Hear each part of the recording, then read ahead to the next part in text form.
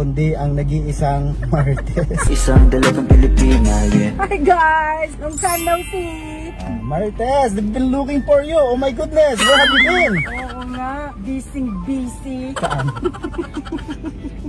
Kumusta na kayo?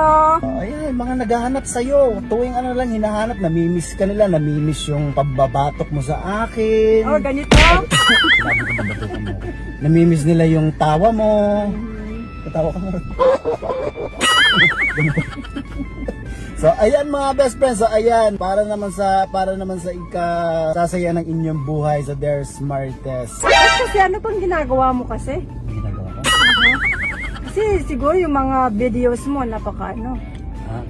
May mga kasama akong babae. Oo, siguro. Oo. Ayun po mga kaibigan, napapanood naman po ni Marites yun. Hindi! Hindi ka na nanonood ng YouTube ko, te? Hindi.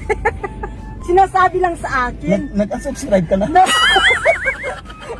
Nagmamarites nga sila eh. Oo. Ikaw kasi pag mo pinauso yung at Marites. Sinasabi lang sa akin. They just send me, pictures and messages. Na may kasama akong mga babae sa video. Oo. Oo. Baka naman nag-unsubscribe ka na, kaya naman pala nakita ko mga best friend. Oo nga, oh my gosh. Oo. I better subscribe Yan, again. mag-subscribe ko ulit. Okay. Oo, And then watch your videos with Oo. all the ads and all that. Okay. Oh, para may pabili ulit ako ng Starbucks. Kasi lalo na si CJ lagi nang gusto ng Starbucks. So, ganoon. Oh. Pero yun mga best friends, ayan, sana naging masaya kayo dahil nakita ninyo si Marites. Pero ito lang po ang pinapakiusap ko sa inyo. Just enjoy what I do on social media and live our personal life alone. Tama? Did I say that right? Parang may gusto kong sabihin yata, parang gusto mo ko sapakin. Ano to? Oo nga.